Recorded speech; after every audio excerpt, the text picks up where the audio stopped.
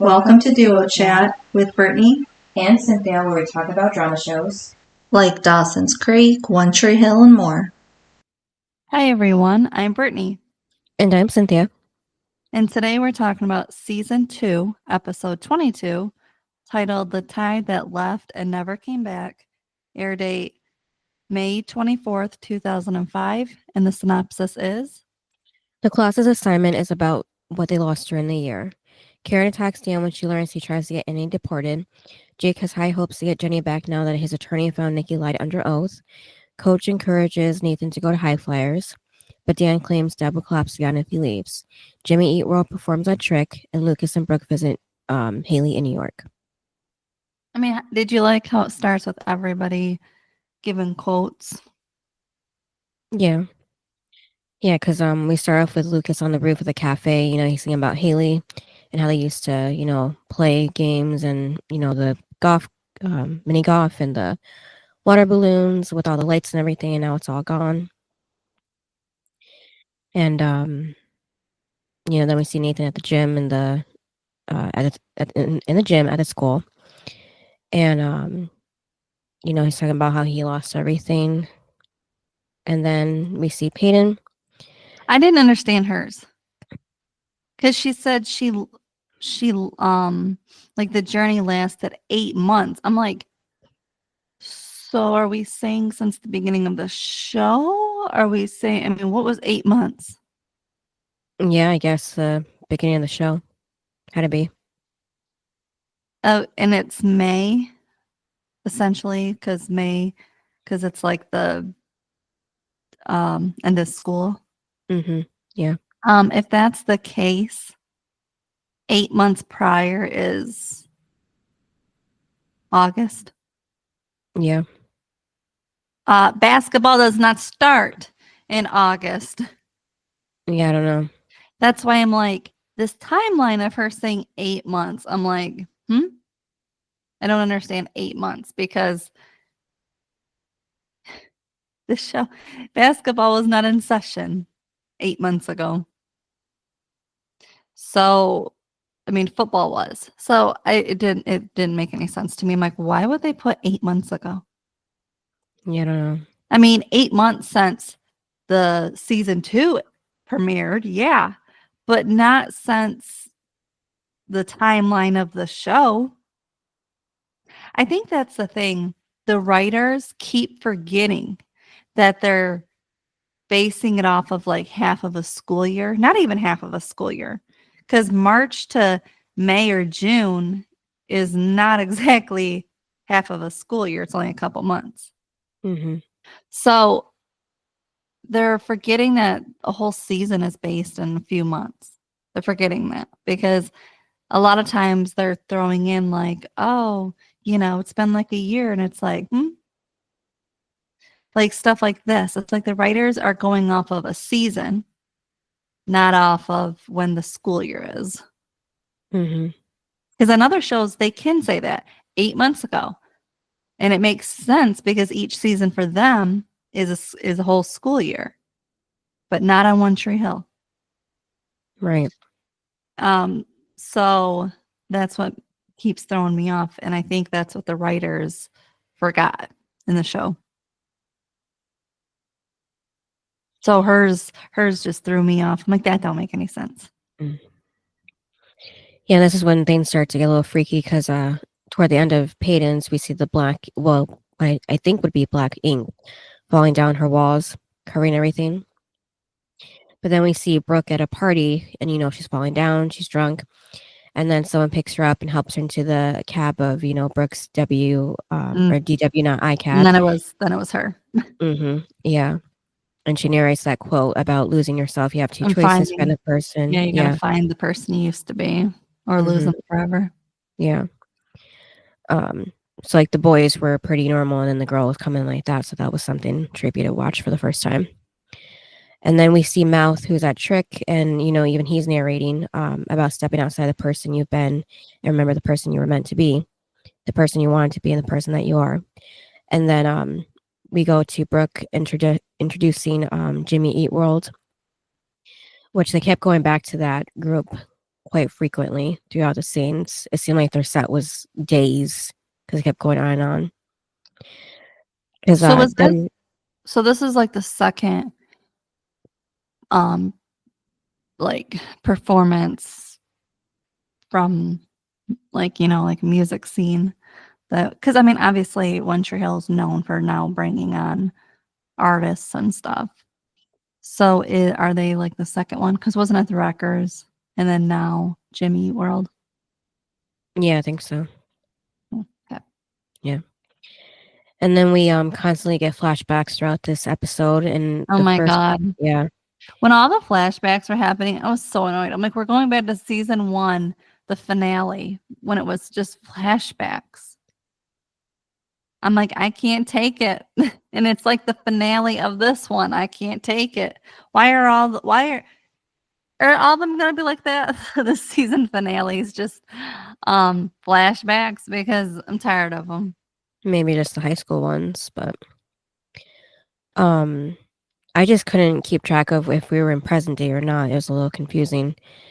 Because first we go to the flashback with Peyton and Brooke at school, talking I about think Jimmy. I think right now the only thing that's present day is the concert. Mm-hmm. Other than that, everything else was flashbacks Okay. until the end, I think. Okay. Yeah, because we see the girls talk about Jimmy Eat World performing at Trick. Well, at first Payne doesn't think it'll happen, but Brooke encourages us for her to try. So when she said that she brought on, or she got the Wreckers, I was like, I mean, I think Chris Keller had a lot to do with that. Right. So I was, because remember, he's the one I think that pushed them to do Trick. Mm-hmm. And so I was like, I don't know about that. Like acting as if she did it all, because I'm sure they were probably going to pass it up. And he was probably like, no, we need to, all because he wanted to get Haley. Mm-hmm. And then, Brooke makes a joke about not to break up with her and run off and join their tour. But Payne doesn't think that's funny. And Brooke says, she knows that her heart's not in it for finding a great band of the school year because of Haley and Nathan. And Payne says, yeah, that. And then we go to the flashback with Payne visiting Jake in jail. Okay, So, this is weird because it happened twice. Yeah. Him saying the same thing twice. I was like, Yeah. did we need that? Yeah, that's what I thought too. And I just didn't like how it's like a flashback within a flashback. That's why it was confusing too. Because he said that like, oh, you pissed off my lawyers because you keep calling, and then it just goes nowhere. And I'm like, okay. Yeah. Mm-hmm. And then we flash forward to, but still flashback, just a little bit forward now, to when their teacher gives them their assignment about the tragedies, losing one heart's desire to gain it. Quote by Shaw. Well, and then they're supposed to write about loss they've had. Mm-hmm. Yep, and it's due Monday, and their school year will be over. So, is it like their exam? I'm so confused. Did these schools not have exams? well, I mean, English makes sense for essays to be a final, but yeah, but then then it's over. Like we still had to show up. Mm-hmm. And then Lucas is looking over to the empty seat that used to be Haley's, and Brooke notices, and Brooke asks, so Haley's isn't coming back after all, huh? Because did she mention about coming back at the end of the school year? Because I don't remember that. Well, she said the tour was 6 weeks. Oh, okay. So I think she assumed after 6 weeks she'd come back. Okay, yeah. But or no, Nathan said it was 6 weeks. Mm-hmm. I think we just all assumed she'd come back. I mean, Right.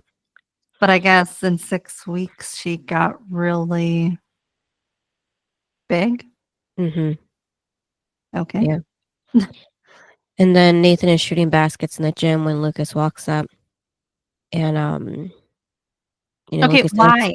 Just the other episode, he was in a crash, and the next one after that, he just got out of the hospital. Now he's playing basketball with no crutches, and he's like actually doing jumps, and I'm like, I can't with this. Right, because he crashed NASCAR, and then even when Lucas got into a car accident with a regular car, he was still taking more time than Nathan to recover with his one shoulder. So, Yeah, because Lucas was out how many episodes out of season 1 where he wasn't practicing? mhm, And this one, it's like, oh, the next episode after he gets home, he's playing basketball and he's right. doing the jumps. And I'm like, I can't with this because it doesn't make any sense. And I'm sorry, but if I was in a car crash, I'm sure as hell wouldn't look like Nathan. Mhm, I mean, remember how bad it was, the crash. You hit a freaking wall. I'm sure you wouldn't come out looking like that with one little cut and your body looking perfect and no other scratches. mhm, I, no, I don't think so. right. I mean, and he had like major surgery. It's just weird how, like, I mean, when people have surgery, they have more than one little slice mark. I'm sorry, but they do. Mhm, And the fact that, and you sure as hell, even after you have surgery, you are out of commission for a long time. yeah, weeks and weeks. Yeah. And well, and you look and feel terrible. Mhm, How is it Nathan looks like that? right. I don't know. I'm like, you guys aren't making this realistic at all. I'm like, at least Lucas, they made his face. Remember, he had like marks on his face. Mhm, Afterwards, it was like, okay, even though we don't see the shoulder, we can see his face looks a little, beat up. But I'm like, and think about it, Nathan's was really bad too. mhm, I'm just like, how is it he had nothing? Just that just that one slice. Yeah. right. I was like, man, I hope I look as good, if that ever happened like Nathan, because damn, that's a miracle. Mhm, And then being able to shoot hoops. I mean, shouldn't he be in rehab yeah. for his injuries? Mhm. Yeah, Lucas tells Nathan, like, he's not going to be able to make any baskets if he's not going to do his English final. Well, then he said, oh, well, how did you like though when Lucas said, I can help you? Mhm. But and then look, Nathan's like, you think I can't write about loss? I'm Right. like, Lucas, yeah, you probably shouldn't have said that. But I think, I mean, I don't think he was going off of that. I think he's going off of like, do you write papers? Right. Like formatting and I don't think he meant like Mhm. telling you what to write about. I think, you know, Mhm. that sort of thing. But Nathan takes it an Right. extra step. Mhm. Because even if you're getting tutored, they're not going to say, this is what you're going to write about. These are they're going to ask you what you want to say and help you with it. Mhm. They're Yeah. not going to tell you what to write about. Mhm. I'm like, I was like, okay, Nathan. And then outside Erica walks up to Mal saying, hey sexy, and joins him at the table. She asks what's She wrong. is The look in his obsessed with face. him in this episode. She was. Erica, she was all over mouth in this episode. Mhm. I was like, dang, girl. Yeah. Well, and I think too, like, this is like the first time we're seeing it because we heard about it last episode, but we never saw them. Now we're Right. actually seeing them, and it's like, whoa, it's a lot Mhm. Yeah, so he's upset because he failed his calculus final. because he's been with her. Yep. And his parents are going to kill him. And then Lucas joins Brooke at another table. He asks if she wants to go on a road trip this weekend to see Haley in New York. And This she is says, weird because she doesn't even want to go on a road trip. She was like, but what about this, like finals and, the essay and stuff? And I'm like, huh? Like coming from you? right. I thought she'd hear the word New York and be like, when are we going? Mm-hmm. So I was like, what? And then he was like, well, and then that's when he said that he started the school year off with Haley. He wants to end it by seeing her. Mm-hmm. And yeah, I was just like, oh my God, though, for Brooke. Mm-hmm. But okay, I have an issue with Brooke though. With Peyton? No, Brooke. No, I mean Brooke with Peyton. No, Brooke with Haley. Because Lucas really wants to see her. And, obviously that's his best friend. Oh, I think it was when he said that, it was when Lucas said that he wanted to spend time with her in New York. Mm-hmm. Brooke, her face, I was like, I can't. It's like the same face she makes with Peyton when she's around Lucas. Mm-hmm. And I'm like, bitch, come on now. Like, that's what I'm going to use for you because that's the look you were given. And I was like, I can't with you because she's not Peyton. She's not over there trying to steal your man. That's her best friend. Lucas deserves to spend time with others besides you. And that's his best friend. Are you kidding me, Brooke? Like, this is what I don't like girls that do that because I know some that are like, all of a sudden they come around and it's like, oh, you can't spend time with your friends and you no longer have these friends. And it's like, what? Mm-hmm. I know girls like that. And that's why I'm like, Brooke, don't be turning into one of them. And she knows how close they are. Like, they're best friends. There's nothing there. That's why when she gave that look, I was like, oh, because I couldn't stand her in that because she's not Peyton. Mm-hmm. And they're not even dating, Lucas and Brooke. So he can talk to whoever and spend time with whoever he wants. You're not even dating. And on top of it, it's his best friend. Like, leave it alone. So, okay, and that's the other thing. The girls that are like, these are like the same girls that are like controlling over, well, I have to be there. Mm-hmm. No. Why does she need to? Why can't Lucas and Haley have alone time? They haven't seen each other in 6 weeks. Mm-hmm. Are you kidding me? They deserve to spend time together as just the two of them. Mm-hmm. So that's what I was annoyed with Brooke at. I'm like, Brooke, just sit back, shut up, because I can't stand you at this. Like, just the looks. Go back when we're done and see the look she was given. I was like, oh, Okay, yeah. like it's not Peyton. But yeah, when she looked at Peyton trying to like make sure he wasn't looking, I'm like, I can't. You have issues with these two girls. Well, because Payne walked over to Lucas and Brooke sees this and, tells Lucas to go, or she'll go and they can talk. So, I don't know. I guess her actions are saying another thing. And then we transition to Andy telling Karen that they need to talk and he doesn't want her to be alarmed, but his mother took a spill in New Zealand. Don't you And, think you should go?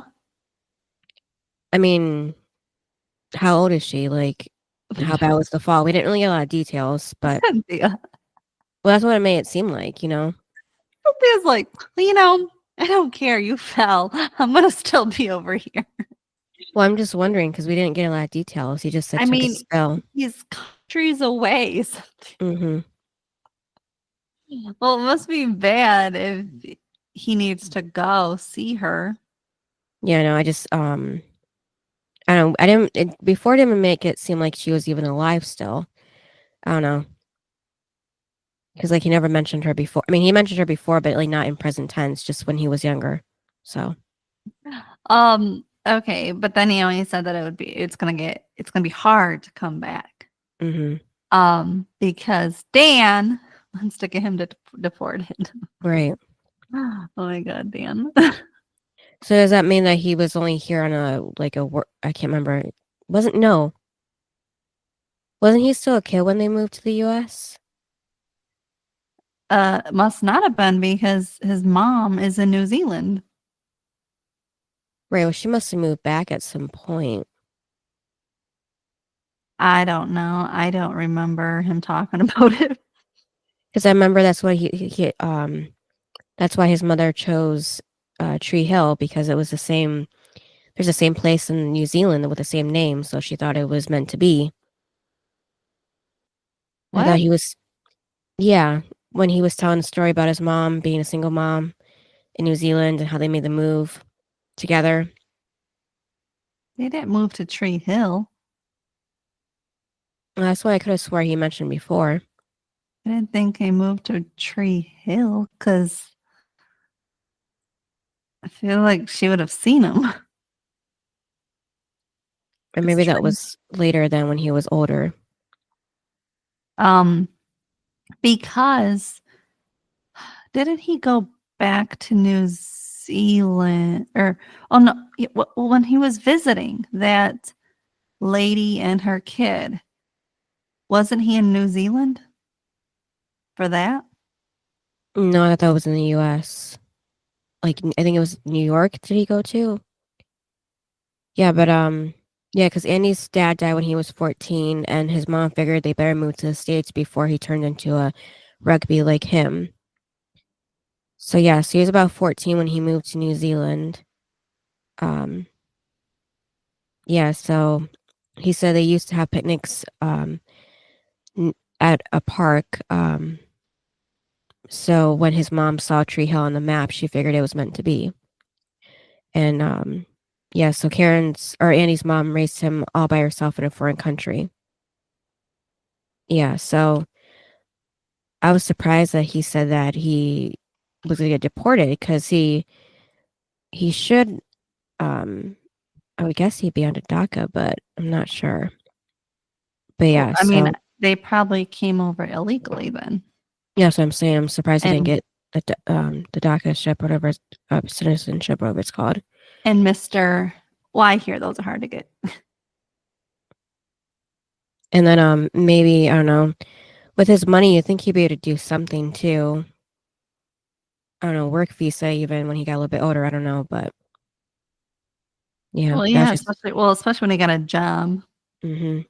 But they probably will say, well, you can go teach in New Zealand. Right. But I mean, before that, with his businesses and everything. And then And I guess it's just a really good way to get rid of them. Mm-hmm. I have to go back to where it was in my notes because I went all the way back. So Karen, though, Mm-hmm. she goes to see Dan. Yep.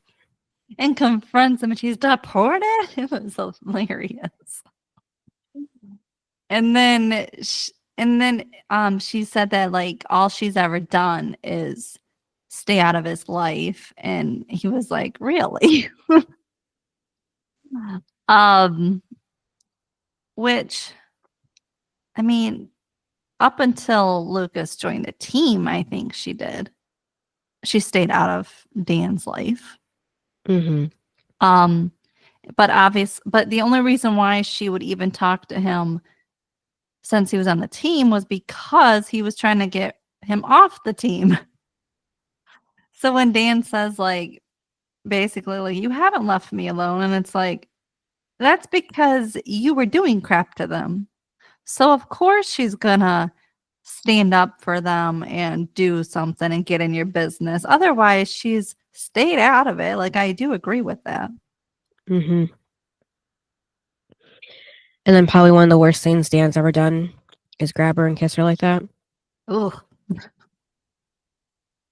Ugh. Well, then when he said like that's what she wanted or whatever, I was like, ugh. Mm-hmm. When did she ever say that? Right. I mean, obviously when she was a teenager, she wanted him, but not lately. Nope. And so yeah, that was gross. But then like what she did was awesome. Because she leaves his office and throws the chair at the glass. Yeah. And he then stopped laughing then. Yeah. And then she said that'll be your face next time. But I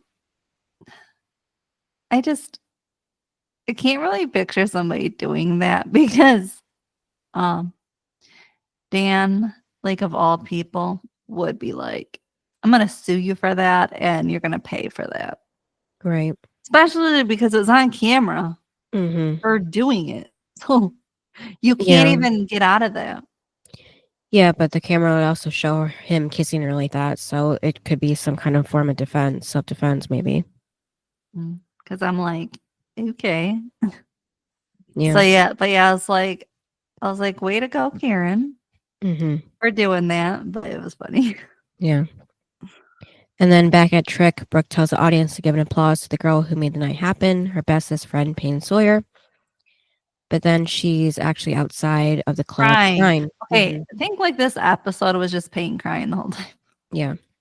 I'm like, why is it like in most of the scenes she's in, all she's doing is crying? Okay. Well, Hillary said that she was better at crying than anything else, so that's why they probably focused on her doing that for most of the series. It was a lot. Yeah. And then we flash back to back in jail with Jake.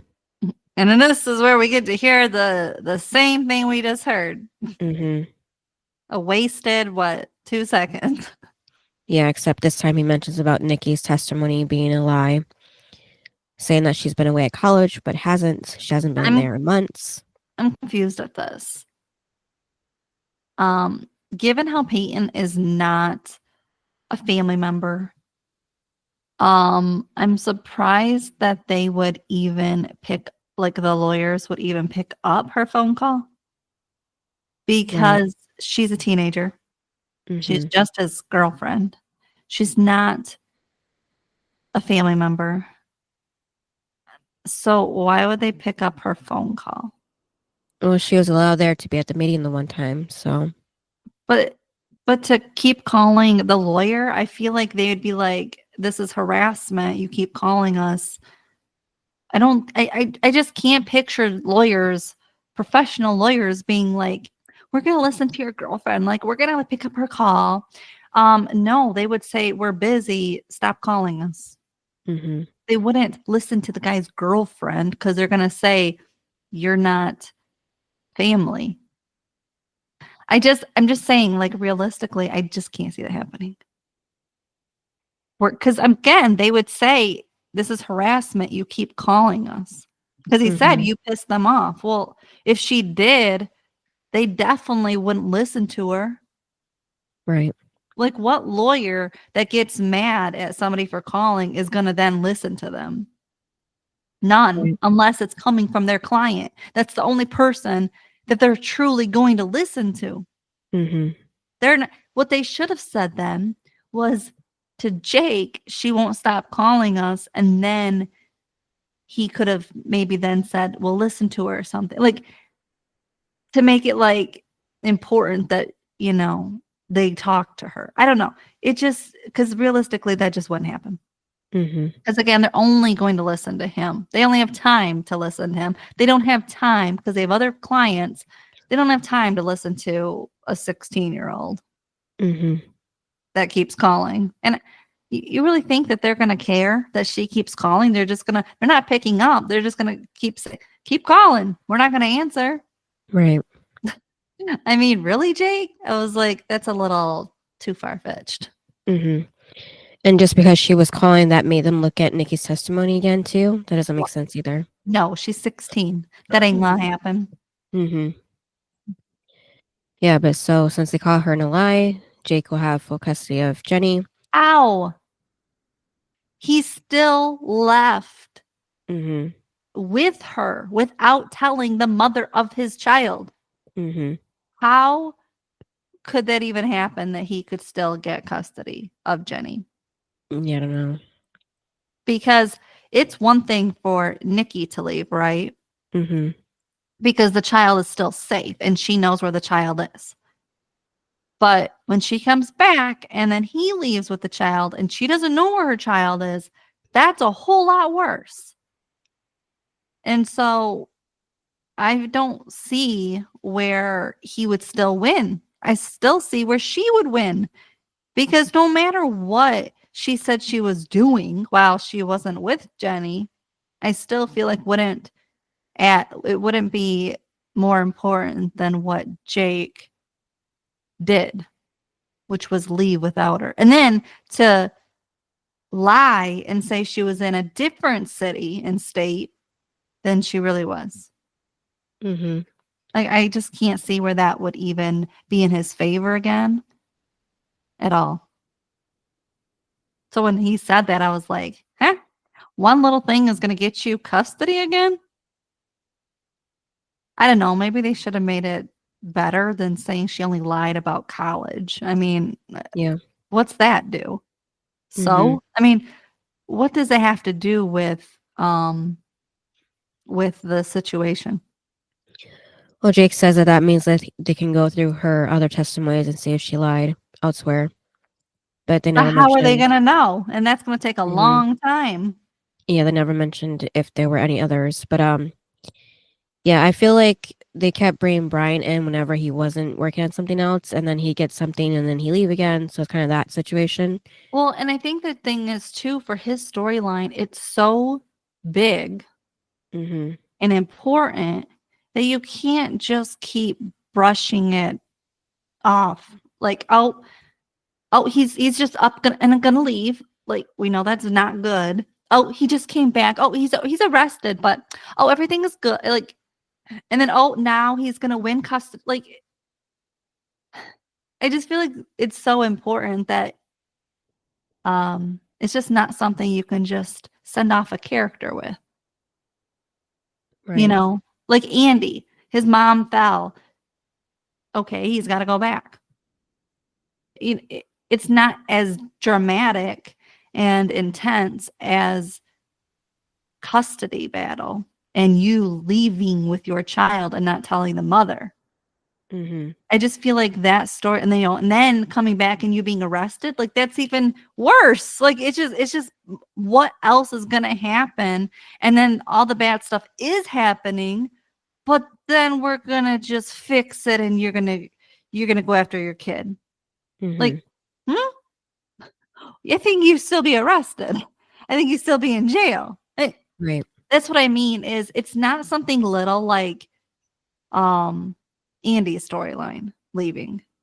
Mhm. That makes sense. But to just this whole time, all these episodes, he's been hiding with Jenny. He's been keeping, oh, then he gets arrested. And then he's going to get out of jail.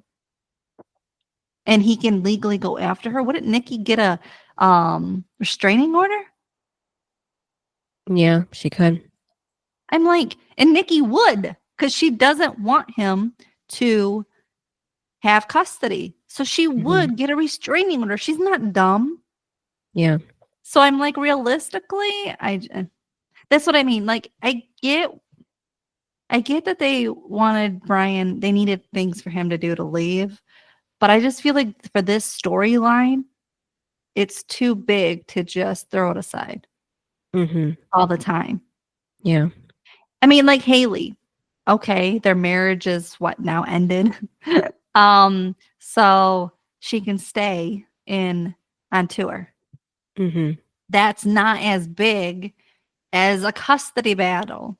Right.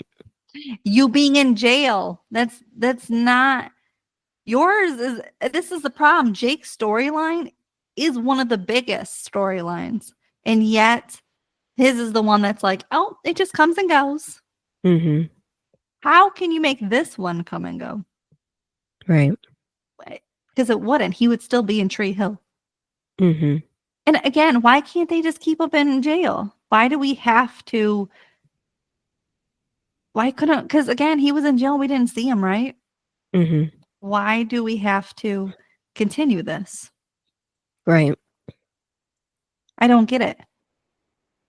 Like, if he's not going to come back, like, because, they don't know if he's coming back or whatever, then you can still act like he's in jail Mhm. and you can talk about it as you have been.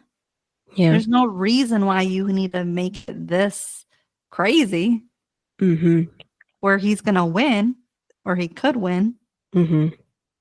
And also, he doesn't even wait till the hearing.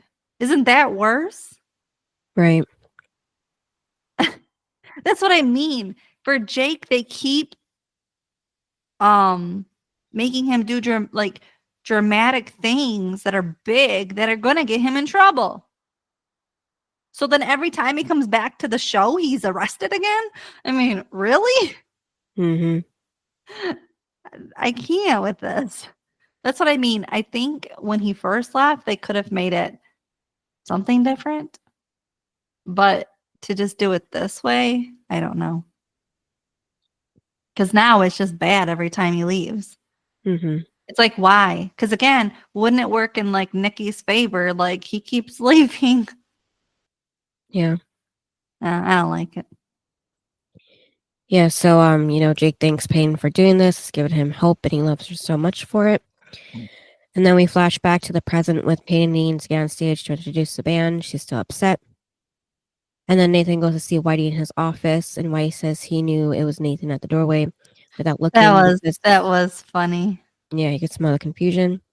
I know when he said, "I smell the confusion," and then it was funny. It was funny because I actually was laughing, and then Nathan goes, or no, Whitey goes, "That was a joke, by the way," and Nathan was like, and he goes, "How come nobody laughs at my jokes?" And then Nathan goes, "Because they're not funny," and I was like, I don't know, Nathan. I was laughing, and I always do laugh every time Whitey says something. And it's always a joke. I always laugh at him.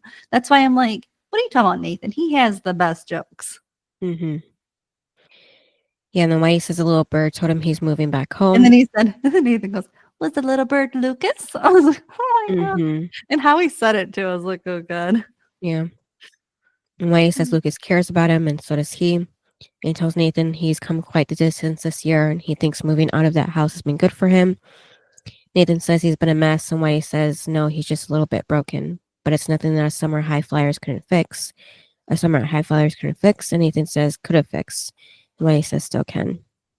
And I don't know. I feel like realistically enough time has gone because Nathan turned this down before Haley left on tour, so I feel like that window to like take it back and accept it would be already out the window by now. You know what I mean? Oh yeah, it's been months since he turned it down. Mm-hmm. And well, and two, they only accepted him because Dan forced him. He forced them to.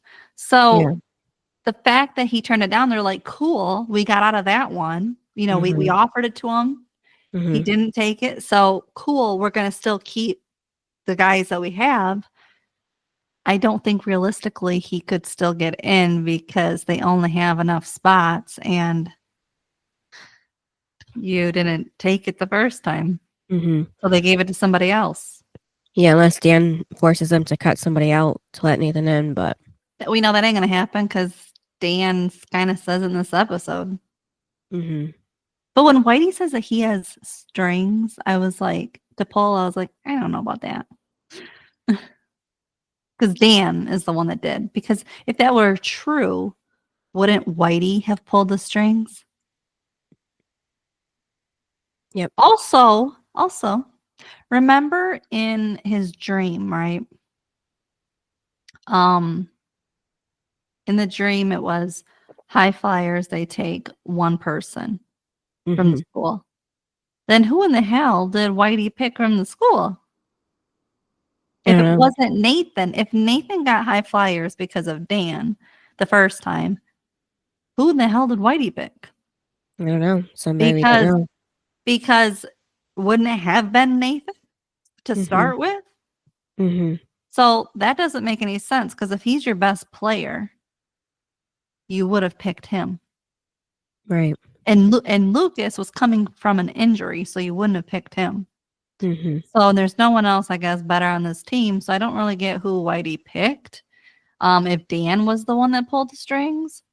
And then now Whitey can pull strings. I'm like, you should have picked him from the start. That would have been my question to Whitey was, I thought I wasn't good enough because you didn't pick me the first time. But you're picking me now. Right. I don't know. Why is that not talked about? I don't know. It's weird. And then, Nathan says that his mom's coming home soon, so he'll think about it, join High Flyers. And Whitey gets in his face, like, to make him promise that he'll do that, think about it. Well, yeah, because Nathan's like, I have to just decide. I mean, my mom's coming. It's like, okay, you're a teenager. It can't all be about your mom. You need to still live your dream. And this will help you. Especially, like, hasn't he learned anything? him putting high flyers aside for Haley, and then look how that turned out. It's like, are you really going to turn it down a second time? Now for your mom? Yeah. I'm like, Nathan, I thought you were changing a new leaf, as in you were somewhat putting yourself first. And if putting yourself first and realizing that putting somebody else above you wasn't working, I would think you wouldn't do that again. Right. Even if it's your mom. And I think your mom would want you to go. Right. You know, it's like she knows better now. I'm like, what? Because I'm sure, you know, them talking back and forth, I'm sure she never once said, don't take it if you get it. I'm sure she'd want him to go the first time. And then at Dan's, he's grilling outside with Nathan. Dan is happy about them having dinner together, and Nathan not punching him. Yeah, that was funny. But then Nathan talks about the high flyers.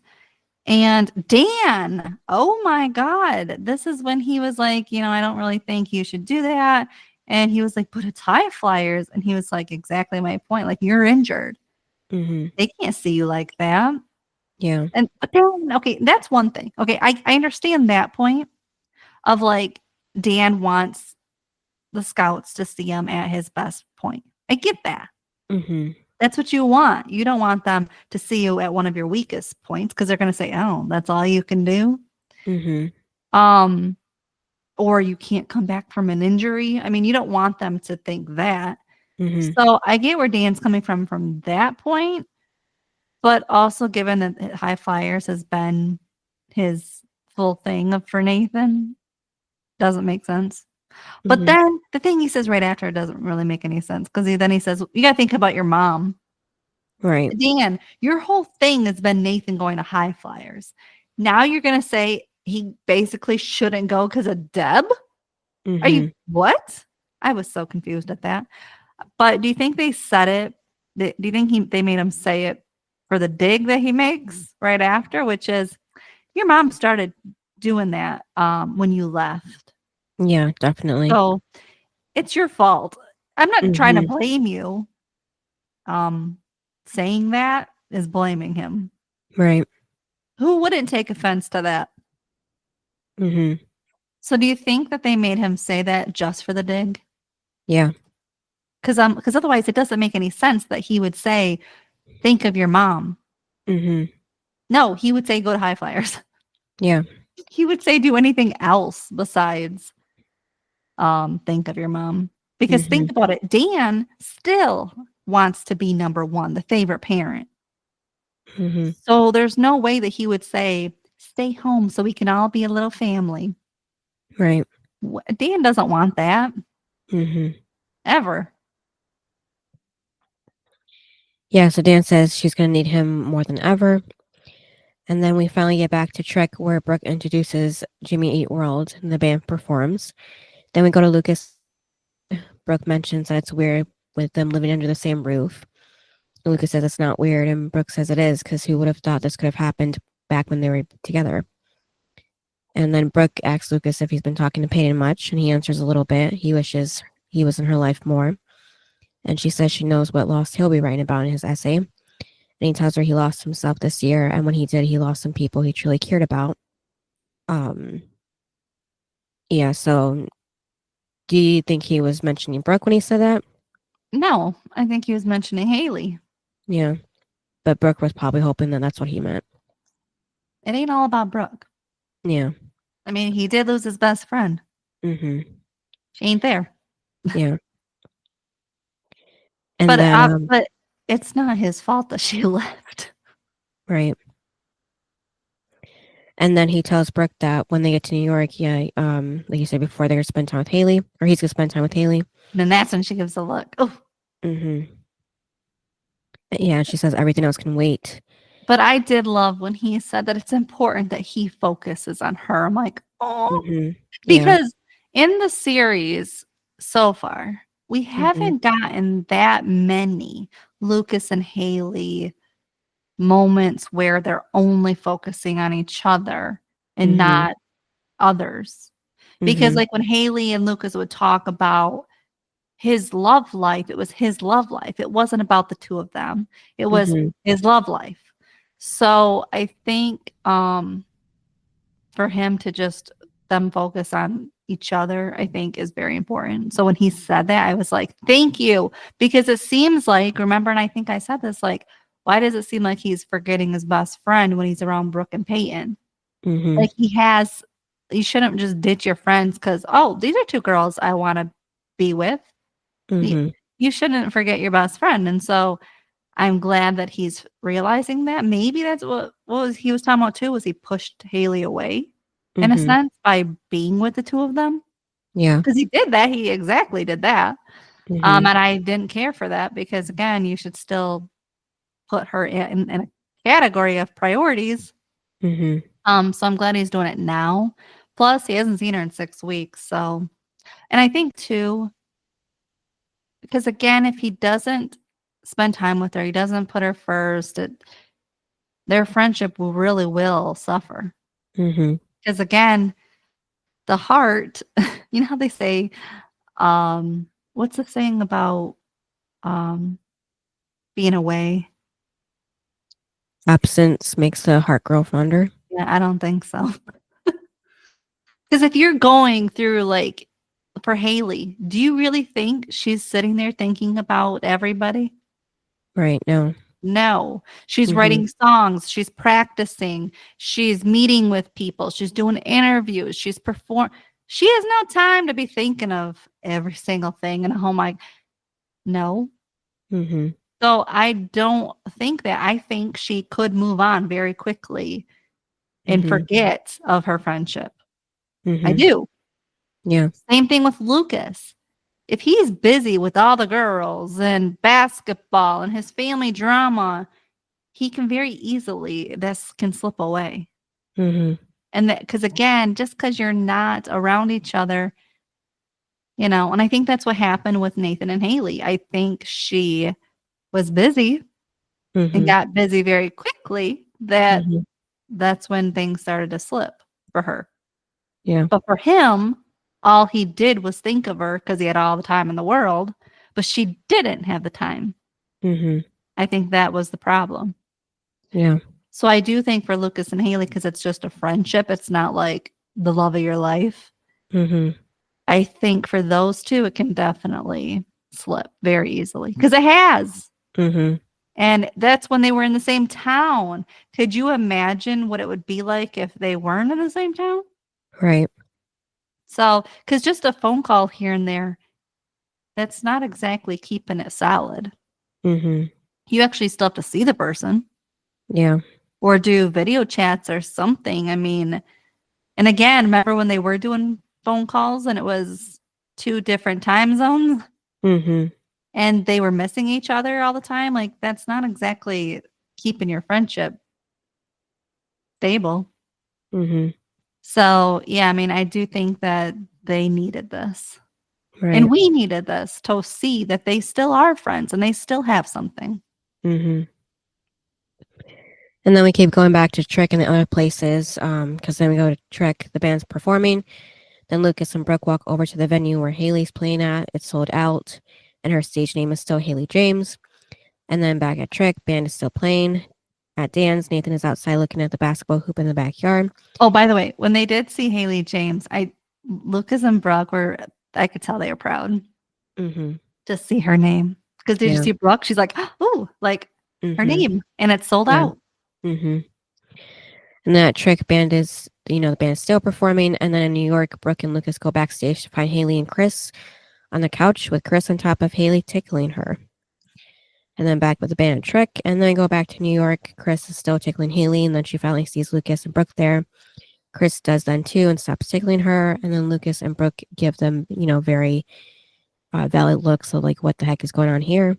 Now, I don't know if I think this is the next episode. Because I didn't see it yet. You probably did, but I didn't see it yet.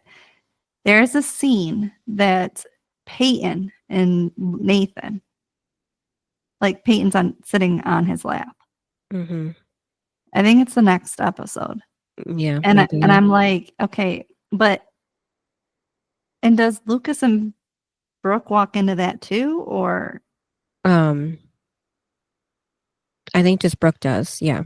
Okay, so it's kind of like they're kind of reprimanding Haley, but they don't reprimand Nathan.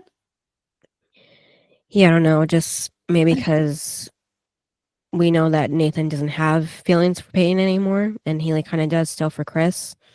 What are you talking about? He I said, know. "I'm always going to love her."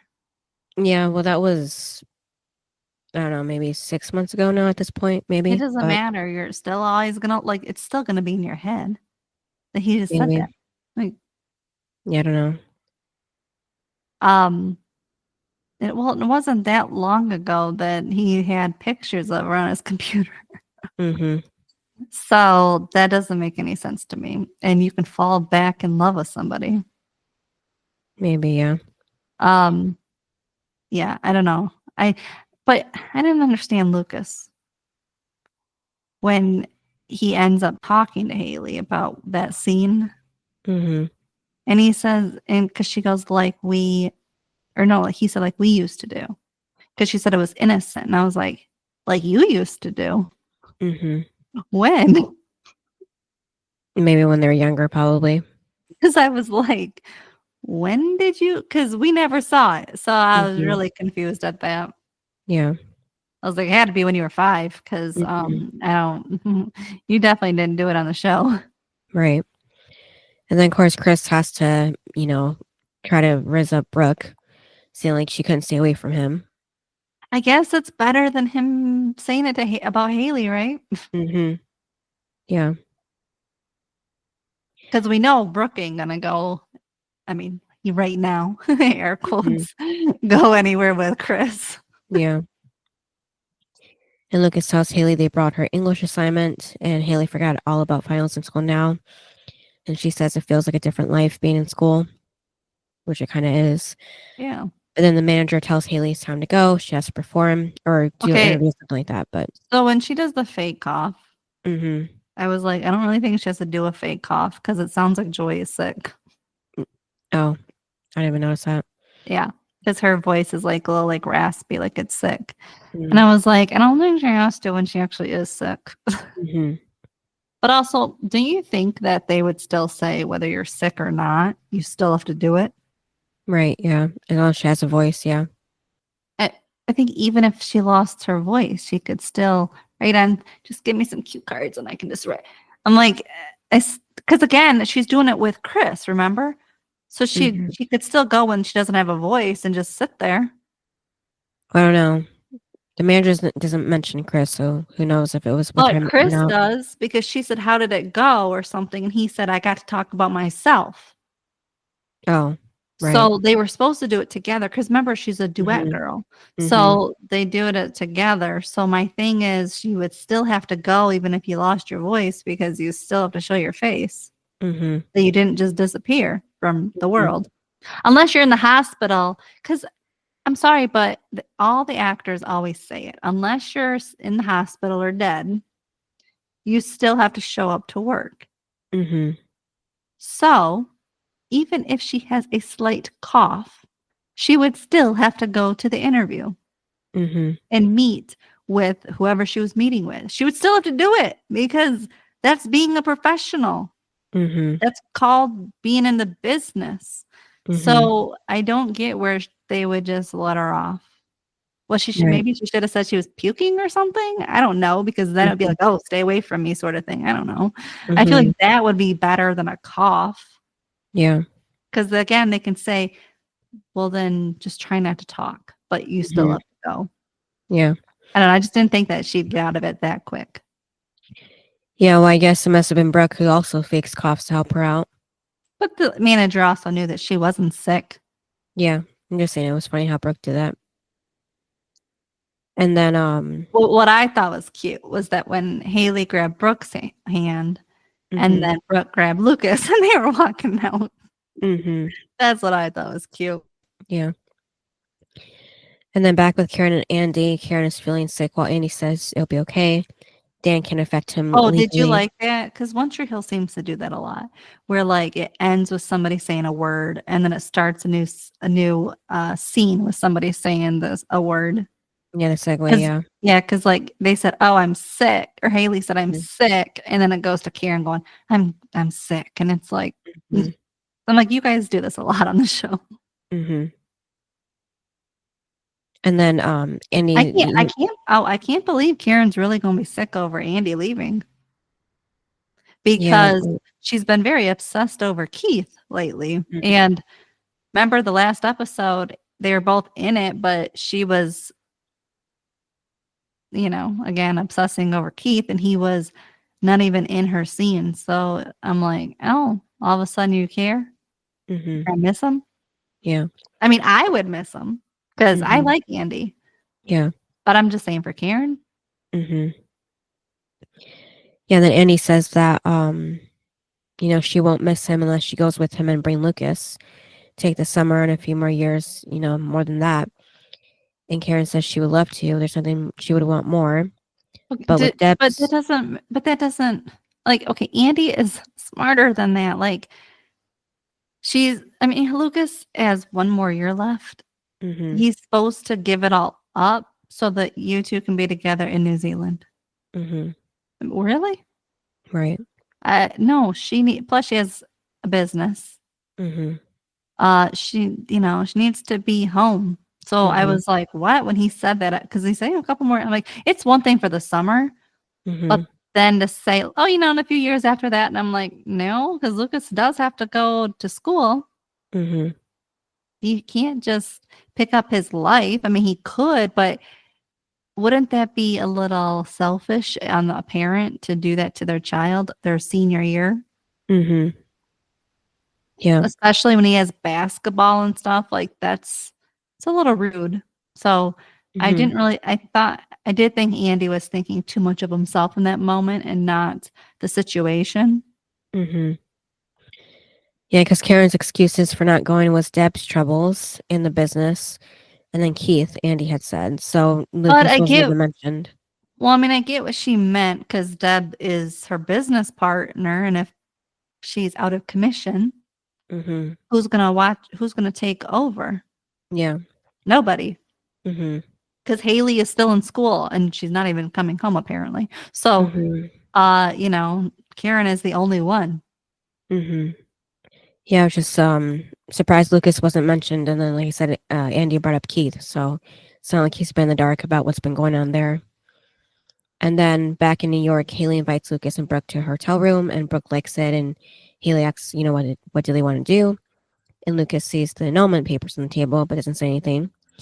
And then Haley suggests taking a limo to see the city, and Lucas says he was thinking they could just talk.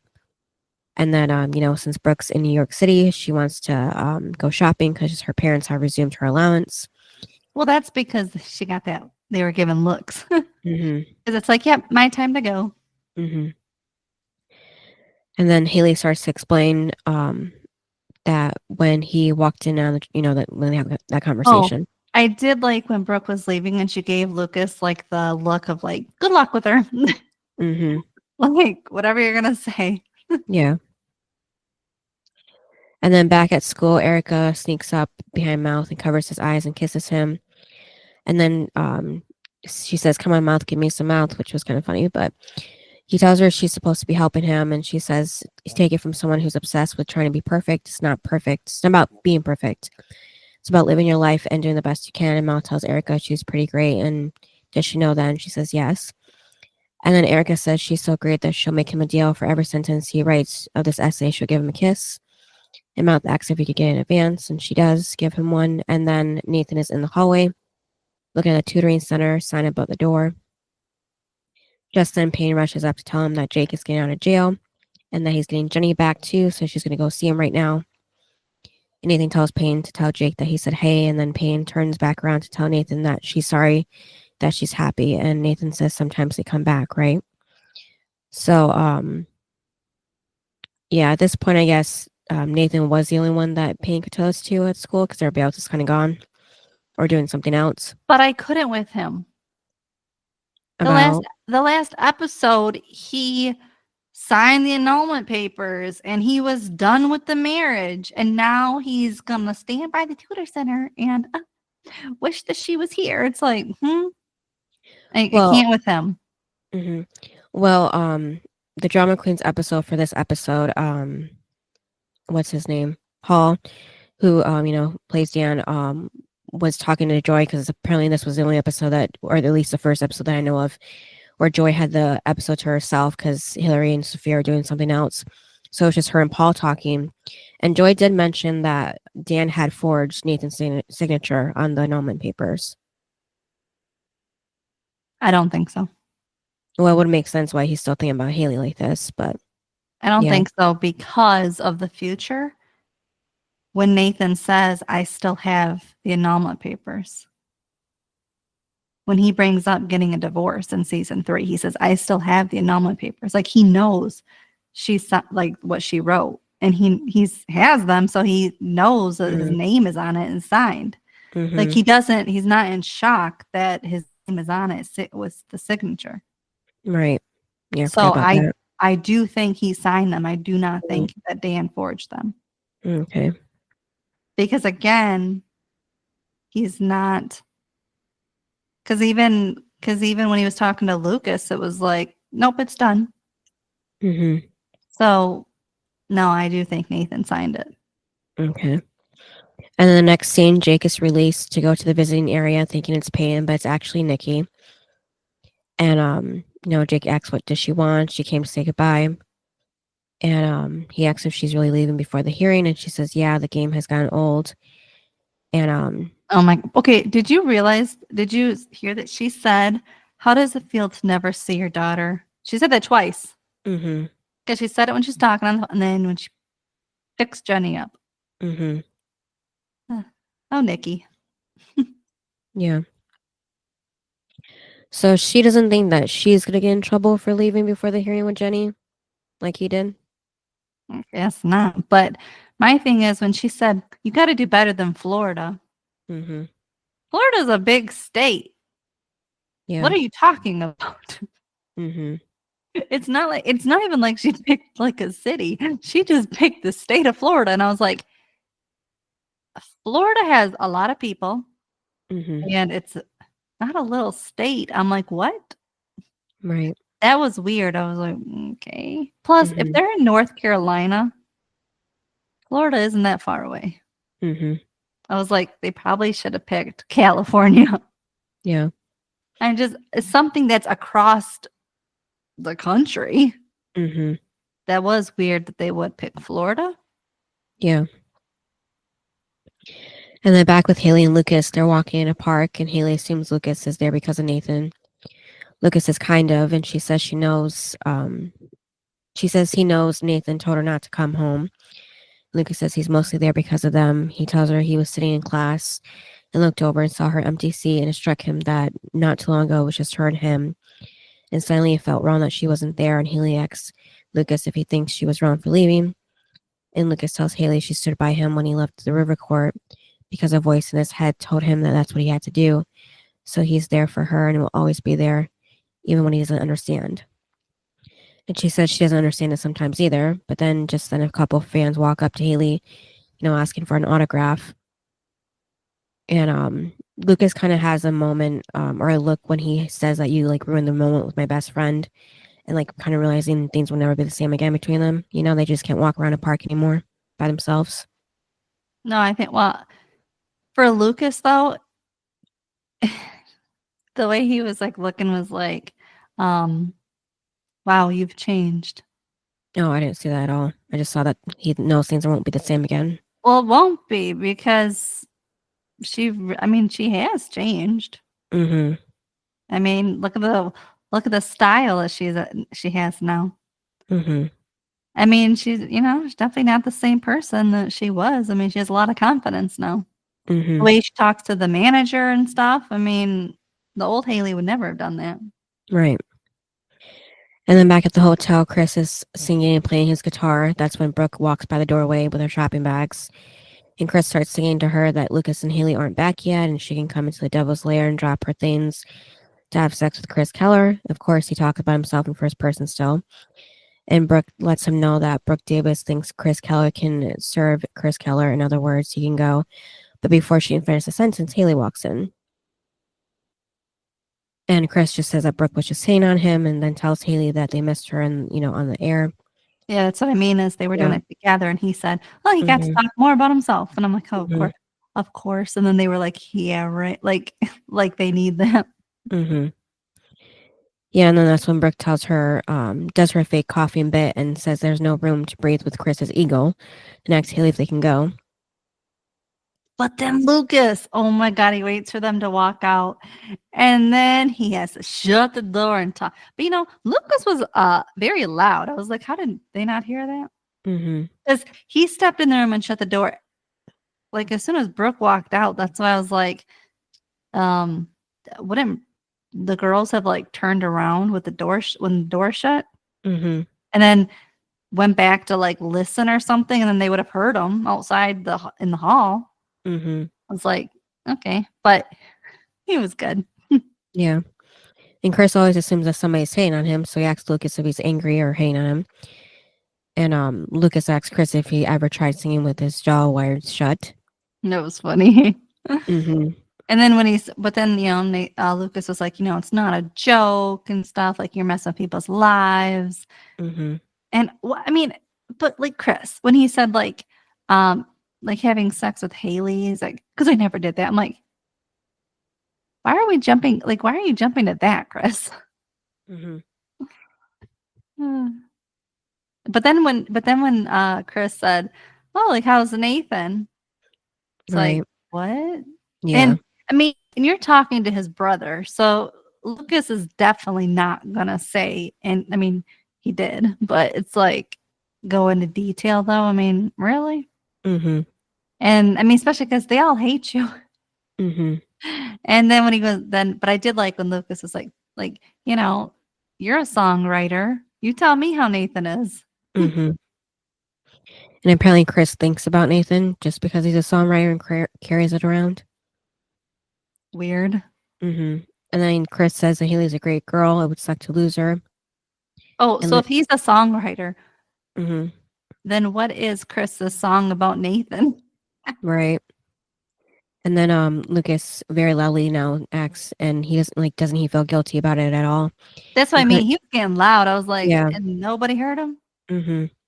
And Chris says no because this is a 1 in a million chance they're taking. You have to be selfish as hell. You're all in or out.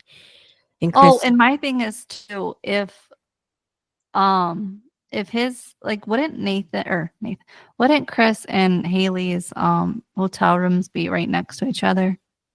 yeah, they should be. So I'm like, aren't Brooke and Haley right in the next room? Mm-hmm. So can't they hear everything that is going on? Yeah. And I feel like Haley would like rush in there to stop Lucas. Mm-hmm. And then Chris says he tried talking to Haley in the middle of the night on the bus ride. Oh, but then he makes that dig because he said, Mm-hmm. I've talked to Haley way more than you have. And I'm like, ooh. Mm-hmm. But again, that's their friendship falling apart, which it is true. They're together all day Mm-hmm. and through the night too. So of course they're going to talk. Yeah. And then he says he knows Haley is his friend, so he can hate him all he wants, but he was just helping her chase her dream. But he's just trying to help her now, the same way he is. The rest is up to her. And then Chris picks up his guitar again, and Lucas shakes his head, and Chris tells him to tell Brooke he said hi. Now, were you hoping that Lucas would punch him? Yeah, with the yelling, you think he was gonna. Well, and especially because, Nathan would have. So it's Mhm. like, and why didn't you? I mean, for your Yeah. little brother, why didn't you punch him? Mhm. I thought for Nathan's sake he would have. Like you have, like this is Lucas's chance to go after Chris, Mhm. and you would think he would because of the hell that he put Nathan through. Right. I mean, he saw his brother Crash. Mhm. He saw his brother drink till he was, it's just like he's been Mhm. hurting so much, and yet you didn't even attempt to knock him out. Right. Really, Lucas? Mhm. I mean, does he only save the punching for Nathan? I guess. Yeah. No, as in Lucas punching Nathan. Mm-hmm. Because it seems like that's the only one he actually goes after. Right. Instead of protecting Nathan and going after him, like go after the person that's hurt him. Mm-hmm. Well, that's why when people in the future say, like about the whole accident thing, like, oh, they're lucky like Lucas isn't there. And I'm like, why? Who did he really punch through the Mm-hmm. series? Yeah. He wasn't the punchy one. That was Nathan. I'm like, what are you all talking about? Like, oh, you're lucky Nathan or Lucas isn't there. Mm-hmm. He had a chance to do it now and he didn't do it. Right. So what are you guys talking about? He doesn't Mm-hmm. punch people. Yeah. And then the next scene is where Andy visits Dan in his office again. He points out to Dan that he doesn't lock his door at night, and Dan's response to that is that no one can hurt him, and Andy says that's where he's mistaken because he knows about his little tax evasion scam, and more So than that, he has proof. so when Andy said like, "Oh, I see you got cameras and stuff," and like when he asks like who installed them and stuff, and but then I cannot. Can you believe he actually said it was his company? Right, yeah. Like, why would you say that? Mm-hmm. It's one thing to like get them by saying like, "Oh, I have the ledger," Mm-hmm. but to say that you own the company, Right. because I feel Dan is smart, right? Mm-hmm. I feel Dan would rip those cameras out as soon as he Right. said that. Mm-hmm. So I don't see why Dan would keep the cameras on given that it's Andy's company. Right. I mean, do you think he would be that dumb? No,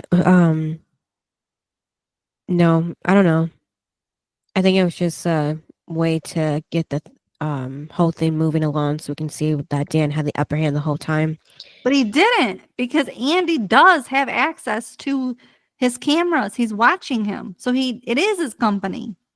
Yeah, I know. I'm just saying Dan doesn't, he's actually using that to his advantage that Andy's watching him. So later on, but yeah, because it's like like Dan's like he said about playing chess about to Lucas about saying how I think him and Keith used to play, but he always used to win, so Keith just wanted to stop playing or something like that because he was always like 2 moves ahead or something like that. So he's still doing that game here with Andy, and he just doesn't know it yet. Well, I mean, Andy is leaving, so Mm-hmm. he's really going to watch him from far away. I guess, yeah. Okay. And then, but this part didn't make sense because as Andy is walking out, Dan throws one of his awards through the window that everybody breaks in the series, and Andy tells Dan to leave the glass as it is because he plans to redecorate the business when he buys it anyway. So, Good. I would say I don't know how he's going to do that either if he's gone, but Hire people. yeah. I mean, he is rich, but my thing is that the same glass that Karen broke? Yeah, so I said everybody breaks in the series, but I don't know why That's Dan thought funny. he was going to hurt Andy by throwing it out the window like that. I mean, Andy did duck because the glass was there. But I was just like, dude, you just paid for the glass to new glass and then you ruin it the next day? Wow. Yeah. Dan must have a lot of money to keep fixing his glass. Mm-hmm. And that trick, the band is still performing. And then, so that's why it seemed like they were performing for 2 days straight. But then back in New York, Haley and Lucas are in her hotel bed where she apologizes for the fans earlier.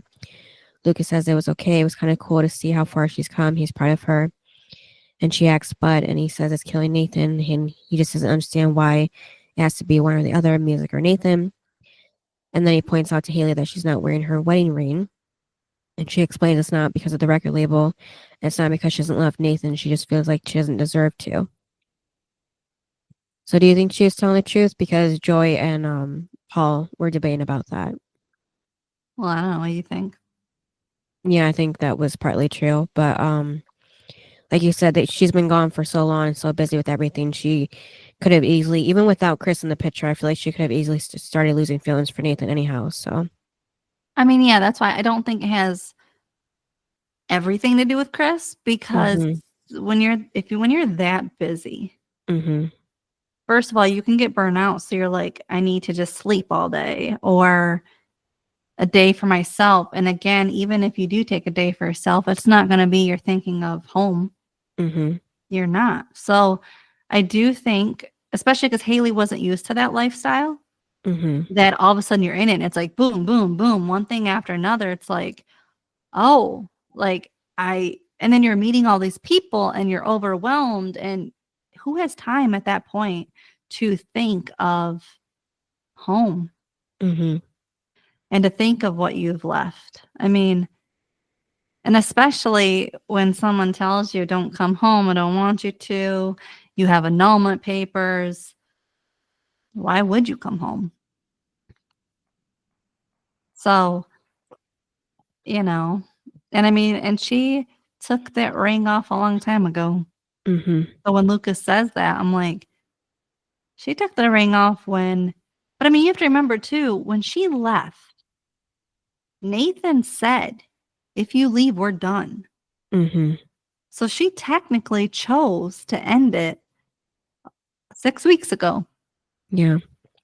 So technically, Nathan could have taken the ring off and Haley could have taken the ring off 6 weeks ago Mm-hmm. because Nathan made the ultimatum. And by the time he figured it out, remember, he came back home and she was gone. Mm-hmm. So their marriage was technically over 6 weeks ago. Yeah. It's just she hasn't been able to grieve over it because she's busy, where he Mm-hmm. has. Mm-hmm. And I think that's why now she is starting to figure it out, sort of, Mm-hmm. and realize what she lost. Mm-hmm. Where Nathan has already done that, moved on. Right. But so I mean, but again, it's been a long time since she wore the ring, so I don't know. Mm-hmm. But also, I think she's easy to manipulate. Because Chris did it. Mm-hmm. Showed her the little prize. You Mm-hmm. can be a singer. Yeah. And boom, she went along with it. Mm-hmm. And so I do think she's easy to manipulate.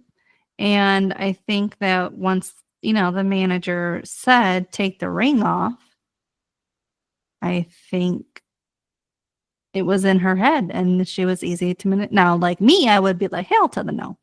But Haley isn't like that. Mm-hmm. She is like, okay. And that's the thing is, I think, well, especially because she wanted this, right? Mm-hmm. So she's going to listen to everything they say. Mm-hmm. Where me, I'd be like, I don't think so. These are my morals. And if it's gonna go against what I believe and what I want, then no. Then I will back off and I will stop. Mm-hmm. But Haley doesn't. She's like, I want to be a singer. Mm-hmm. That comes with a price. Yeah. And especially when you're not staying true to yourself, Mm-hmm. which is being with Nathan and wearing your wedding ring, I think, I do think that's when she lost herself. And so for her, it's like, well, I guess taking the wedding ring off is, but again, I do think she was manipulated into it. And I guess she never got the nerve to take it back. I don't know. And put it back on. Mm-hmm. I don't know. I just think she's in a different place Mm-hmm. that I think nobody can understand. Right. I don't even think she can even explain it. Mm-hmm. And I think too, she's 16, 17. Mm-hmm. And she's getting this shiny prize, right? Mm-hmm. I mean, what 16, 17-year-old wouldn't? Mm-hmm. So, there's that too. Yeah. But again, he said it was over 6 weeks ago by making the ultimatum. He said he doesn't want you to come home, a week ago? Mm-hmm. I mean, there's annulment papers with his signature, whether he signed them or not. I mean, Mm-hmm. how can you not think, why would I wear a wedding ring when it's over? Mm-hmm. I mean, you still should if you love him, but Yeah. but again, he took his off too. So what's Lucas talking about? Mm-hmm. And it's weird that he's asking her now. Yeah. When hasn't he seen Nathan without his? Yeah, you think so? I mean, you're around Nathan a lot. Why he never questioned Nathan, right? Mm-mm. Nobody has. Nope. Why are we questioning Haley? Because she's seen as the leaver, probably. Like she's the one that ended it. Because nobody knows that she was the first one to take it off, but Mm-hmm. Nathan. Yeah. So why are they all blaming Haley for it? Right. Like, you aren't wearing it?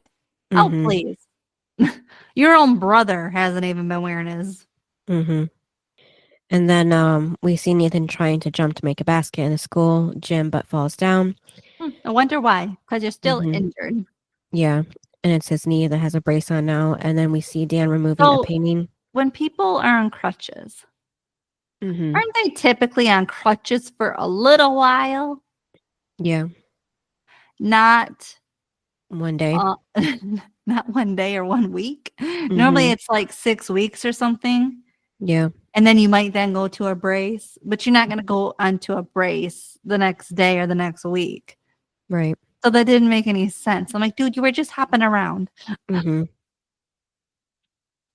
And then we see Dan removing a painting in his office to reveal a safe behind it. Andy is in his car watching nearby through the security camera. Dan knows this. And then back at the hotel, Lucas is asleep while Haley's up on her laptop working on her final essay. And then the band is still playing at Trick, and Nathan finally makes a basket and more at the gym. But he ends up opening a stitch. And then at Trick, the band is finally finishing their set, it looks like. And then the next day in New York, Brooke tells Lucas they've got to get out of town before she spots on a sale, and that she's going to find someone to carry her back to the car.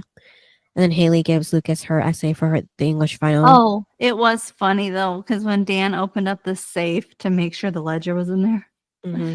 he was like, "Nice try, Hargrove." Right. And yeah, that's when. Oh, okay. My thing is, why is Dan opening his safe with the blinds open? Does he want us to be caught?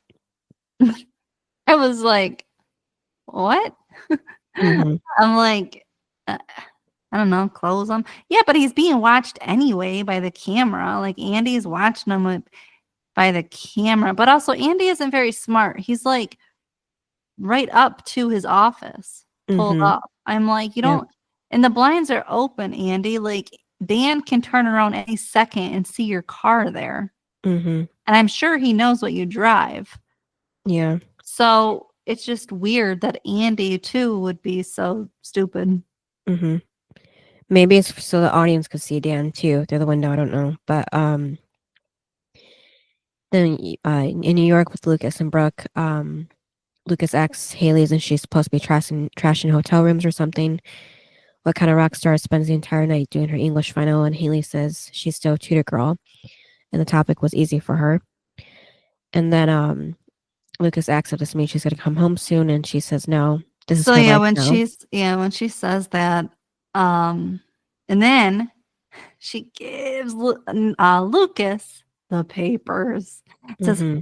"Give this to Nathan," Yeah. and Lucas is not happy. Mm-hmm. See, because he, when he walked into her room to begin with, he saw the papers. Mm-hmm. But it's like, how come?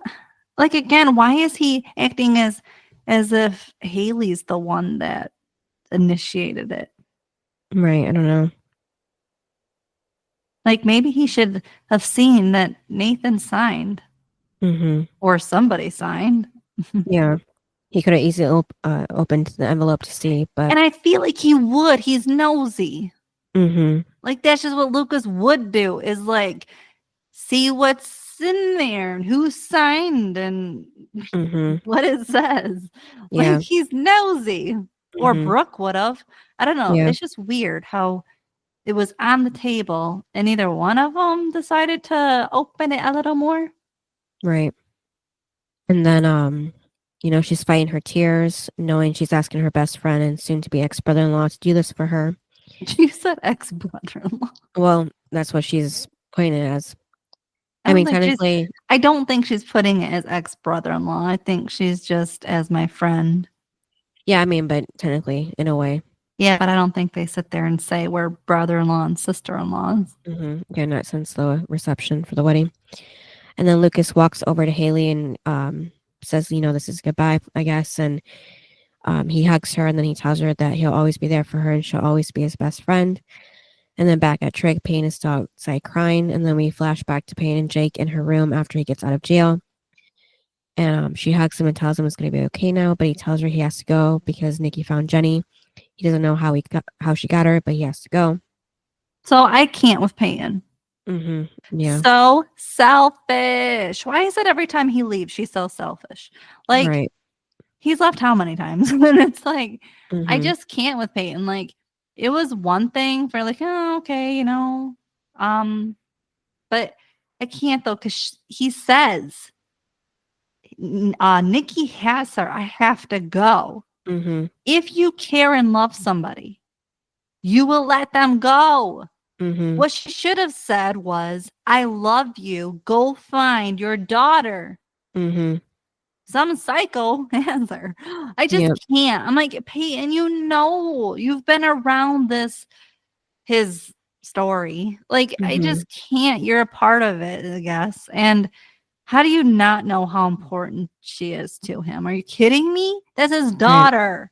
Mhm. He should care more about his daughter, which I think he does, than you, Peyton. Mhm. Just like if you had a daughter, you would put her first, Peyton. You wouldn't put a boy first. I Mhm. just can't with this. Like, he needs, like, and I don't like that he has to kind of Spell it out for her.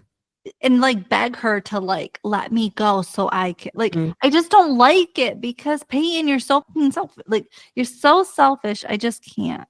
It Mhm. bothers me. Yeah. Like, let him go. Mhm. And stop it. Stop with the tears. Like, that's all she does this episode. Mhm. Yeah, she was annoying by this point. And then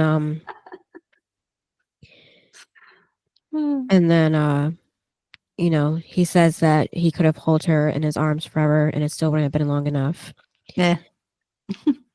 Yeah. That's just one of his well-known quotes, to Peyton. And then I think we go to the present time with the band playing again the same day from before, or I don't I know. don't know. I like I said, the band keep playing It again was and a again. lot. Mm. There's a lot of back and forth. Mhm. And then Brooke is in the crowd and turns around to see Lucas standing behind her. They smile at each other. And then we flash back to them on the way back to Tree Hill from New York. And she asks if he misses Haley, and he says yes. And she asks if he's going to be okay. He says, yeah, it's just hard to let someone go. And then Brooke tells Lucas that it's okay that he's into pain. She's been avoiding it the whole trip, but she found the things in his closet and it's fine. And then we flash back to the present time. Lucas sighs, and as he's looking This at is Brooke, weird. So, did he not tell her the truth? yeah, I don't know. I just can't. I'm like, so you went the rest of the car ride Mm-hmm. without talking I about it? guess, yeah. Mm-hmm. And they're just going to give each other looks at the concert? I'm like, I can't. Mm-hmm. Like, you would have talked. Yeah. You would have defended yourself. Mm-hmm. It's weird. Yeah. You're going to just let her think this? Mm-hmm. That you're not into her too? Right. And then Andy goes to see Karen. He tells her he wanted to say goodbye before he left. He's leaving tonight. He thinks it's for the best for his mom and for her. You think that he should have kissed her goodbye Yeah. and not on the cheek? Mm-hmm. I was like, what? Yeah. Just doesn't really show how their relationship wasn't that important, it seemed like then. Yeah, because I'm like, what? Where's the goodbye kiss? Mm-hmm. Like she had with Keith when she was leaving. Yeah, and like Jake and Peyton had. I'm Mm-hmm. like, Yeah. what? Mm-hmm. And then he tells her to give Lucas an envelope. Before he walks away, she tells him she loves him. He says he loves her too. And somehow it doesn't seem to be enough. And which was a little random because this has nothing to do with the relationship. He has to go because of his mom. But And then the band is still performing the same song as Andy gets into the limo to leave. Well, I think the reason why she had to say it was because he brought up Keith. Oh, yeah. Like as if Keith is more important than Andy is. And so for her to say I love you, and then he had to say it's not enough, Yeah. because if they do love each other, they'd be together. Right. So I think that had to be said on both of their points. Yeah. And then back in the gym at school, Lucas shows up and Nathan asks where he's been. He says he went to see a friend. So, he's keeping that from Nathan. And then Nathan asks if there's anybody he knows, and Lucas says not really. Then after seeing... I do agree with that. Am I not telling him? Well, when he says like anyone I know, and he says not really, right. I was like, well, it's true, because Haley has changed.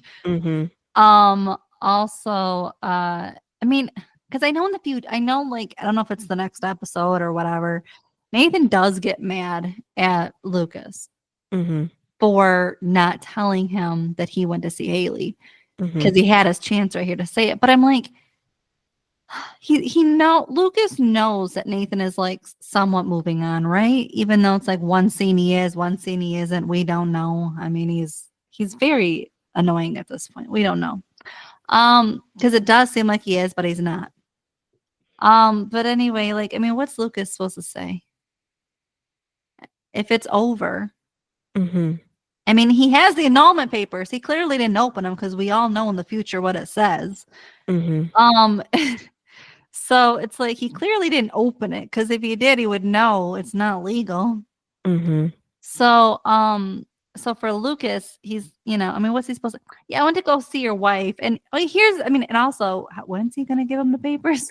Yeah, I was gonna say that. How can he give them the papers if he's not gonna tell that he saw Haley? So he has to put it in the mailbox. Yeah, he could. I don't know. It's just weird, because I'm like, give him to Dan, I guess. I don't know. But I'm like, it's just weird, because he says it, but I mean, you just got back. What are you gonna say to him? I feel like Lucas needs to find the words. Right. Plus, I do think Lucas is trying to push this out, because he doesn't want to give him the papers, because that means it's over. And he doesn't obviously want it to be over. It seems like the one person that's like still holding out hope is Lucas for these two. Which I guess is something. Yeah. And then after seeing the blood on his shirt, Lucas asks Nathan if he knows he's bleeding. He says, yeah, I should probably hurt, but it's kind of weird because he doesn't feel anything. So do you think that was like a way of saying that Nathan is still hurting from Haley, but now he's kind of numb to it, or kind of moving on from it, maybe? Yes. And then Nathan is narrating and calling the writer of the quote a punk, because tragedies happen. But what are you going to do? Give up, quit? He realizes now that when your heart breaks, you got to fight like hell to make sure you're still alive, because you are. And the pain you feel, that's life. The confusion and fear, that's there to remind you that somewhere out there is something better, and that something is worth fighting for. And he says this while looking at the pink wall with the paint over it, the pain of Haley. And then back in New York with Haley, she's playing golf in her. So what do you think that meant for Nathan when he said there's something better out there? Basketball, maybe his family, I guess, but I don't know how that's really that much better. But because I'm like, I mean, eventually you're gonna get into a relationship, right? Like, because I guess he's trying to say like Haley isn't what's best for him. But again, how your family, like your parents and stuff, are different than your love life. Right. So that's what I was like, is he trying to say he's going to find someone better than Haley? I don't. Yeah. And again, basketball is different than your love life. So I didn't understand that point. Like something, like it's better. I don't know. Yeah. And also basketball has been his whole life. So what? It's not like all of a sudden you realized you're great. He's always known that. I don't know. It's just kind of weird. Yeah. But I do agree with what he said. Like you gotta like push through and fight like hell to, know like you're still alive and stuff. Like I do agree with all that. And And then back in New York with Haley, she's playing golf in her hotel room while narrating about getting everything she wanted and everything she wished for, but in a way she lost even more. And just then the manager walks in and lets her know the new tour posters are in, and he kicks the glass that she was using for her golf playing. He asks what she was doing, and she says it was just stupid kid stuff. So I guess that was also showing the audience, or maybe just Haley herself, that she's still kind of the same person she was before going on tour, because she used to do the golf thing with Lucas and everything like that. I thought it was well, I don't think she's been doing the golf thing. I think it's like Lucas coming back was like her remembering Mm-hmm. her childhood. Yeah. I think that's what it was, because I don't think she's been playing. I think it's like, oh, Lucas came back, so Mm-hmm. this was my life. Yeah. Maybe it was kind of both. Yeah. And then she looks at the posters, still with the Wreckers and Chris. And Lucas narrates about wanting money, popularity, fame as one's desires, and we ignore what truly matters, the simple things like friendship, family, love, the things we probably already had. And then Mouth now narrates saying he's, saying getting your heart's desire is a tragedy. He says the writer is wrong. Clearly, Shaw never kissed Erica Marsh. And then Payne is still outside of Trick as the band continues to play still. And she narrates losing your heart's desire is tragic, but gaining your heart's desire is all you can hope for. And this year she wished for love, to immerse herself in someone else and to wake alone, a heart lone, afraid to feel. And her wish was granted. She's looking down at Jake as he's about to take off on a motorcycle, and he's looking back at her. Didn't they already leave? I mean, I guess this whole scene was showing up to him leaving, I guess, then. I don't know why, yeah. I mean, so they had 2 goodbyes? Okay. Yeah, I guess, yeah. Then he leaves. Yep. Yeah, she continues her narration with that tragic, that if that's tragic, then give her tragedy, because she wouldn't give it back for the world. And she narrates as Jake takes off and she cries. Yeah, too much crying. Hmm. Well, it's a lot. Mm-hmm. So what was your high and low? The low was just making scenes longer than they should have been, or, like repeating, dragging it out too long. It seemed like they just kind of was trying to fill up time for the whole episode. Like they didn't have enough plans, which is why I think they even included Mouth and Erica as well, because they weren't really needed. They weren't attached to anybody else in the show, like the main characters. So it was a little random for them to even be included in this episode like that with their little B plot. And then the high was everything wrapping, really, because like I said, it was dragged out so long. I wasn't sure what was going to happen, or if it was going to happen or what. So, and yours? My high was seeing Lucas and Haley together. I miss watching their friendship. Mm-hmm. Because it's been way too long. Mm-hmm. The low was Peyton crying. It was too much. I didn't need like all of her scenes crying. Mm-hmm. And it's over Jake, and he's already left before, so get over it. Mm-hmm. And also, it's not like he's leaving you for someone else. He's leaving you to go find his daughter. Right. I mean, come on now. Mm-hmm. I can't with that. You should just be happy he's going. And how in the hell did he even get out of jail? Because apparently Nikki lied. All of a sudden, he's out of jail. I'm like, Yeah. And then can ride a motorcycle. Yeah. okay. And the thing is, he's out of jail, but they don't have like alerts out to go find Jenny. Right. Like Amber Alert. Yeah. I was like, what? Mm-hmm.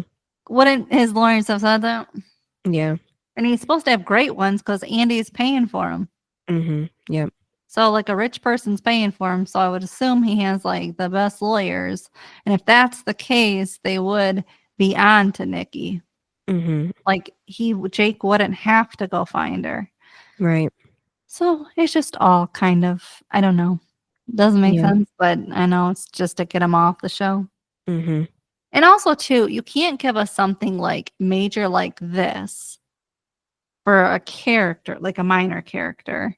You can't give him something big like this, a storyline, and then have him off the show because we're all wondering what happens next. Right. I mean, it's not even like they wrapped him up. They're just, we don't know if you're ever going to see your kid. Bye. Mm-hmm. I mean, aren't you supposed to wrap it up in a bow when somebody leaves? Yeah. like the Andy thing. Like we know he's going back to take care of his mom, Mm-hmm. and he probably won't come back because Dan. But so it's like we get that part to wrap it up. But Jake, it's kind of weird. Mm-hmm. Well, I think they intended on Jake being a permanent stay for a while until he kept getting other projects. So then they could have wrapped it up a different way. Mm-hmm. So then rating? It was a lot of. I'm gonna give it a 7 because it was too much back and forth. Like Mm-hmm. I just want to watch the concert for a couple minutes. I don't want it to be back and forth. It Mm-hmm. was just a lot. Yeah. And again, some of it just didn't make any sense. It was too Mm-hmm. fast. I think they tried to. Season ending. We got to wrap everything up. It's like Mm-hmm. so. Some of it didn't make sense. Storylines. It's just again. It felt like when season 1 ended, and it was the back and forth crap. Remember the basketball game, and then all their back and forth. It's the same thing. Mm-hmm. A concert Yeah. and all the back and Mm-hmm. forth. Like stop this. Mm-hmm. I didn't like it then, and I don't like it now. What about Mm-hmm. you? Yeah, I'd say a 7 too, because the band playing like that made it seem like that they were playing like a couple of days throughout the whole weekend. I couldn't tell which one was the present or the flashback within the flashback, so just confusing. They didn't really set that up right, but yeah. Mm-hmm. And then who's your best and worst? Best is Lucas because he's just trying his best. He just wanted to go see his friend and, having Brooke tag along to kind of spend a little bit of time with her. And so he probably wouldn't have to go see Haley alone. And then, he walks in like that with Haley and Chris on the couch. And then he's taking, the annulment papers from Haley. So he's just kind of having hit after hit too. And, he just wanted to see his friend. And then all this happens on top of it. And then the worst is Dan because, he's messing with Andy and his, citizenship and living in the States and everything. And just messing with Andy and Karen too. That kiss was really uncalled for. And I'm surprised Andy didn't, storm in because of that. But I guess Karen maybe didn't tell him, So we'll never know. But yeah. For me, I picked Lucas was the best. Mm-hmm. Because him doing all that. Plus, I do wonder how was Haley gonna get her final You mean assignment if he didn't send it to her or go if you didn't go? bring it Yeah. to her? Yeah. I'm thinking the school could have mailed it to her or even maybe emailed her. How has she been doing any work? Yeah, I don't know. They never show that. That's what's weird is does she have a tutor with Mm-hmm. her giving her work? I don't know. It's weird. Mm-hmm. They don't talk about her.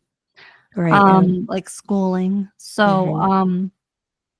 yeah, so I did like that. Because otherwise, how is she gonna finish the school year apparently if she Mm-hmm. doesn't have that final? Yeah. And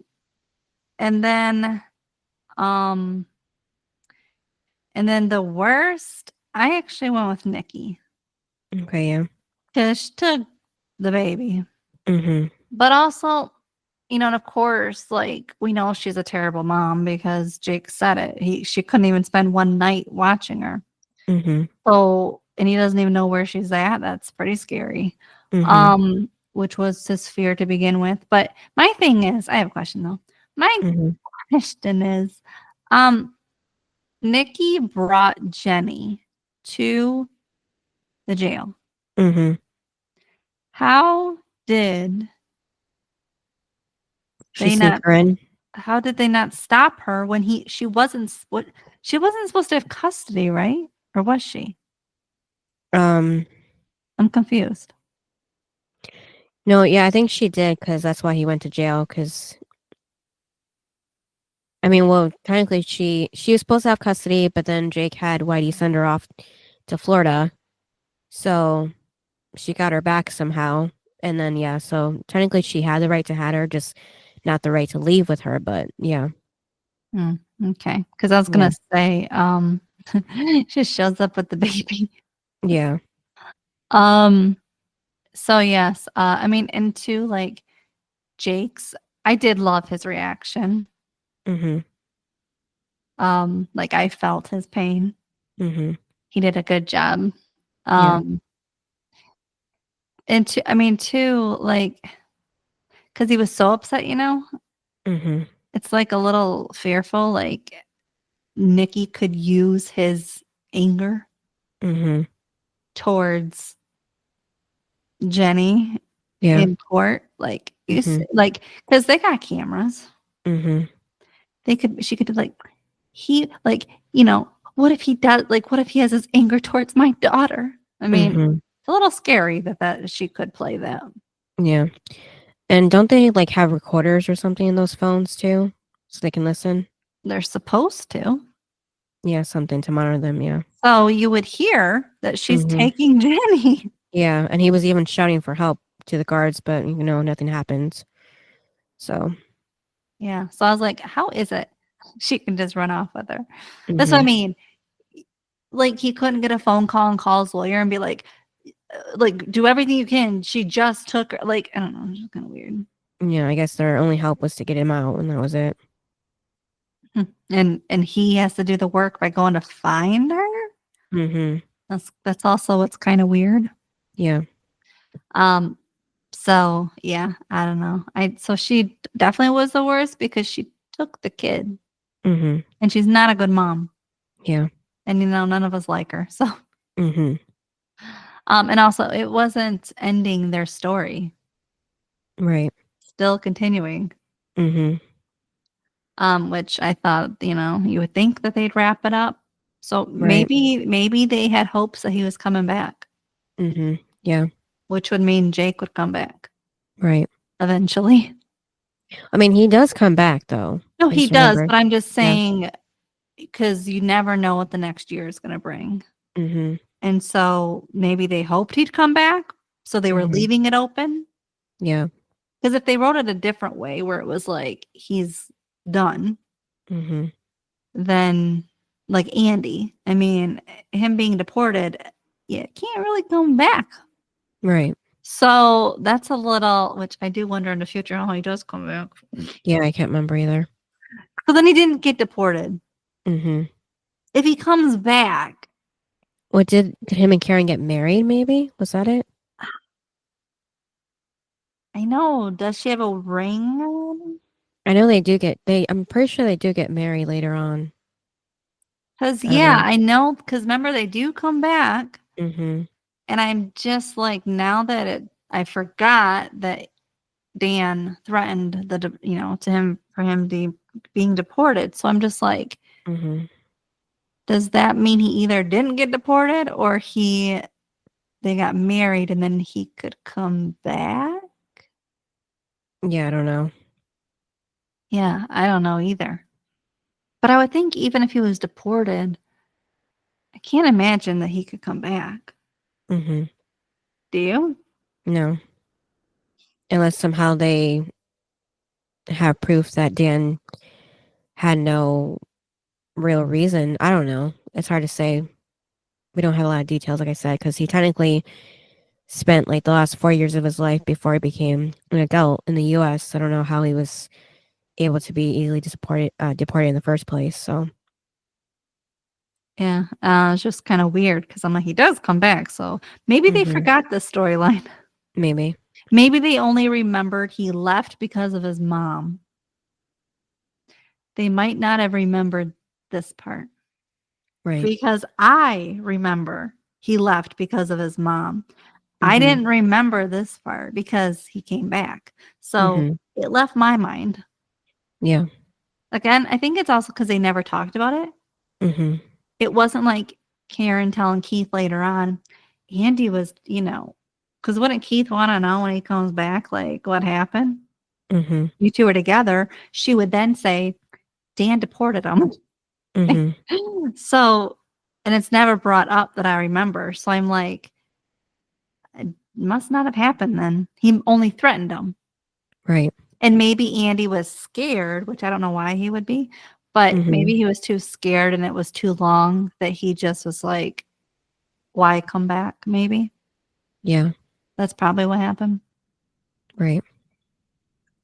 Yeah. So what's the next episode besides the finale? Thank God. Yeah. The season 2 finale, episode 23, The Leavers Dance. Sounds like the end of the show. Yeah. And everybody else is leaving you. Yeah. All right. Thanks for listening. Yep. We'll see you next time. Bye. Bye.